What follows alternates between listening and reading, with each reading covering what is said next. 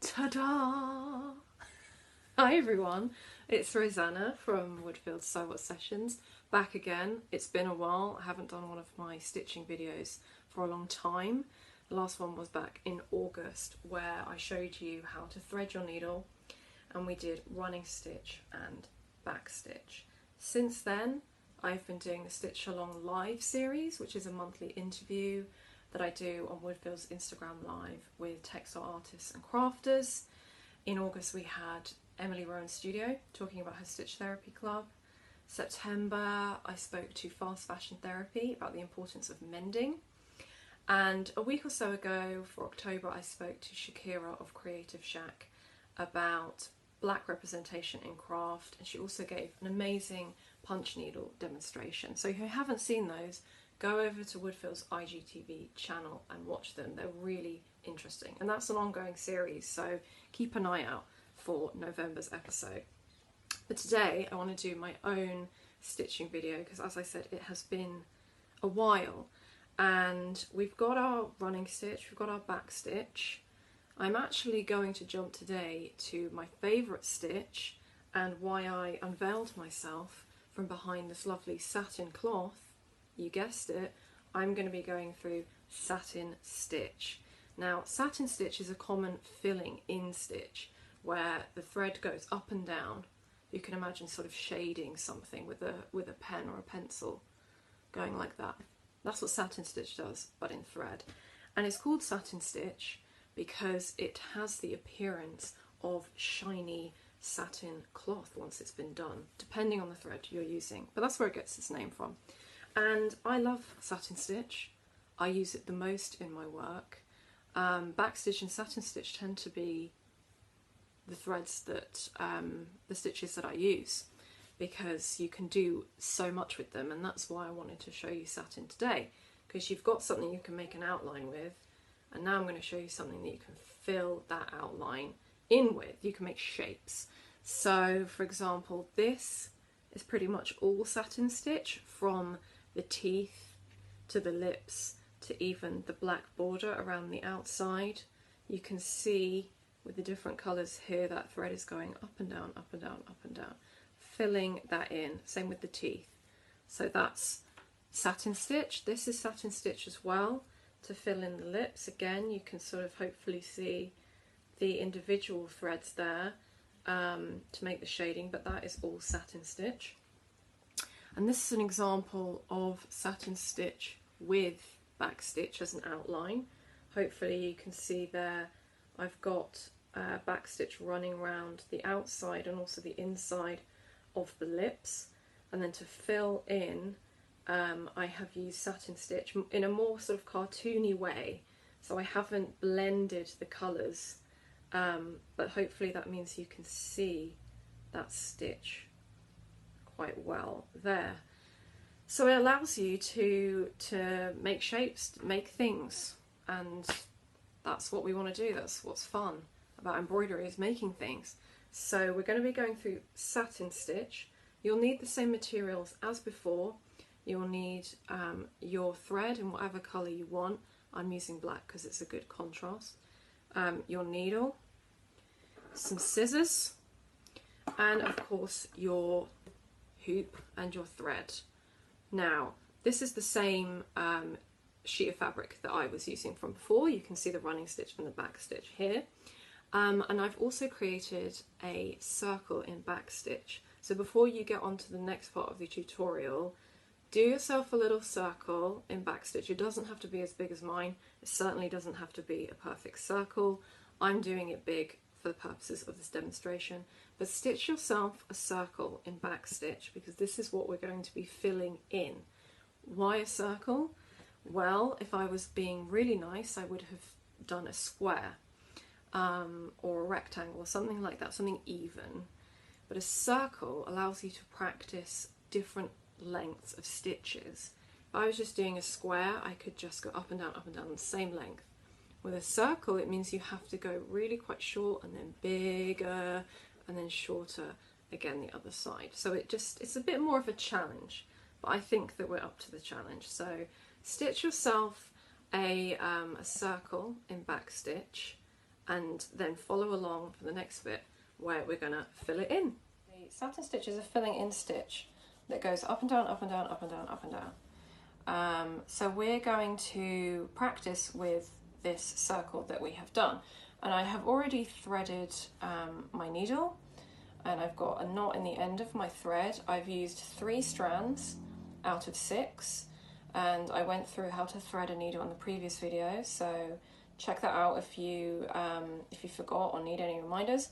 I've already got my needle because I don't have a lot of time. I can only upload a 15-minute video, so I won't be able to finish filling in my circle. I'm going to get it started to show you how to do satin stitch, and then you can fill in as much or as little as you want depending on how much you want to practice. Now, because I am right-handed, I'm going to go left to right just because it's easier to see that way. If you are left-handed, you might want to go right to left. That is totally fine. That's up to you.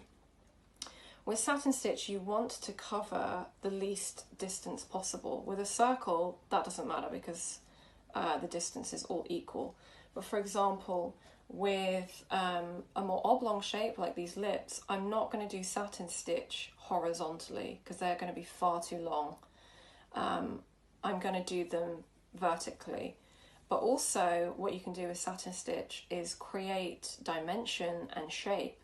So with something like lips, which are obviously 3D, to create a more sort of 3D look to the embroidery, you can angle your satin stitch to give the appearance of that shape. So hopefully you can see my satin stitch on the corner of the lips is diagonal.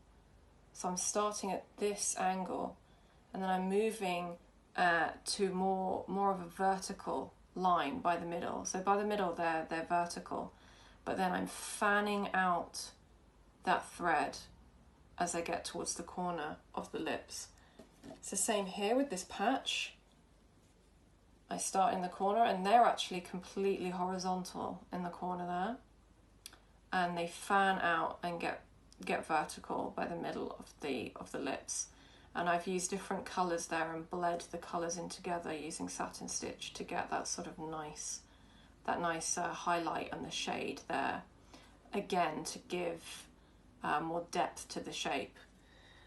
So you can angle your satin stitch, and I recommend you do that and practice that. So you could do something like a more sort of triangle shape or a funnel shape and practice fanning out the satin stitch once you've done your circle. But right now we're going to go through doing it on our circle, and I'm going to go left to right, and I'm going to start actually just a little bit in from the corner. Well, there's no corner in a circle, but from the far side, just because I mean, the first stitch is almost basically like grazing against those back stitches. It's so close. So I'm going to come a little bit away just to start, just to get my bearings. So I've come up there, and I've come up not on the outside of my outline. I don't want to cover my outline. I want to be inside that shape.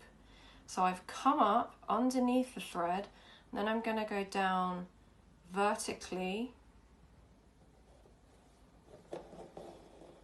there, and that's my first stitch, my satin stitch. Then I actually just want to fill in this gap first, so I'm actually going to go back next to it, next to that previous stitch as close as possible. I'm going to come up,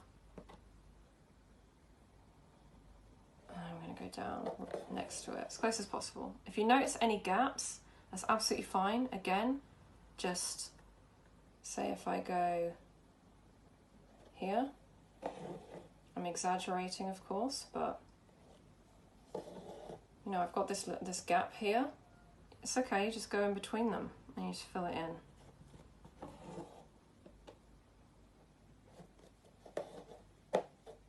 Don't worry too much for now about coming up in the middle of your border. That's absolutely fine when you're practicing. But ideally, when you're doing satin stitch, you don't want to come up in the middle of your back stitch. You don't want to split that thread because you could end up pulling it. You could end up sort of seeing some of the fabric underneath come through because you've split that thread. It's not the end of the world, but a trick that I have is that I actually angle my needle when I come up.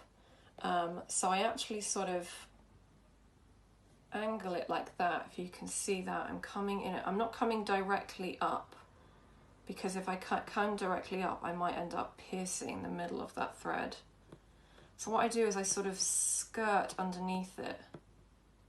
I come sneakily underneath it like that. It takes a bit of time to practice.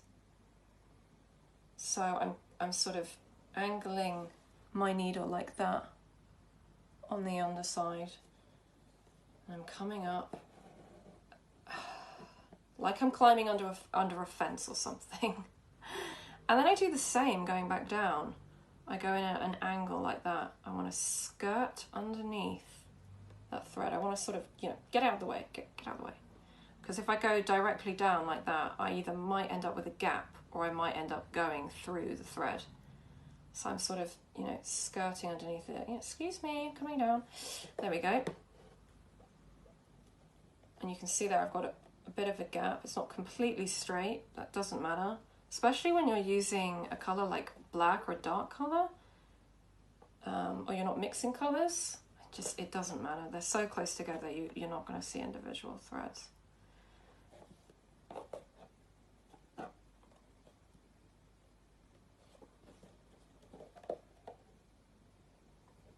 we go. Because I've got quite a big circle, my thread is about to run out. I'm just going to do one last one. I'm going to angle down like that.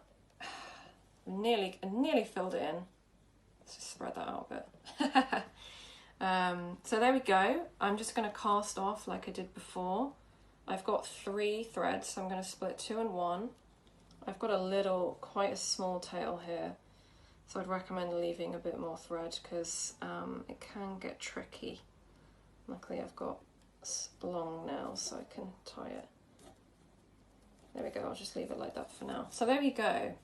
That is the principle of satin stitch. You just go up, down, up, down, up, down, like that, and fill in the shape. There is a way of doing satin stitch where you don't actually fill in the back as well. This is particularly beneficial if you're running out of thread. I have an example here where I was running out of this colour thread getting to the end here, and I needed to conserve it. And obviously satin stitch, you use as much on the back as you do on the front. But here you can see there are gaps in the thread.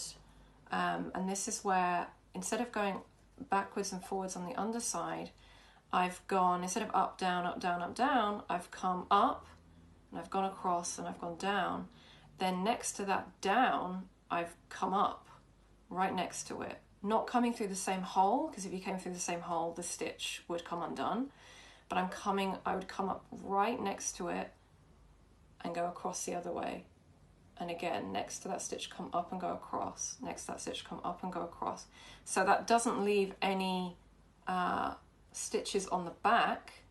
They're just on the front, and that uses less of the thread, so allows you to conserve it. I would only do that if you need to conserve thread, because satin stitch, especially if you're overlaying with different colours, can become heavy. It becomes thick. And if you don't have any threads on the back, it becomes vulnerable. This is a very sort of strong, sturdy embroidery piece because it's got all of this at the back here to secure the front. So, but there is a way of doing that if you need to conserve thread. And that is your satin stitch. Now you can fill in shapes. Again, try if you can the sort of fanning technique to get depth. And yeah, now you can make stuff. You can make shapes. I can't wait to see what you have made. Feel free to tag me and let me know what other stitches you want to learn as well.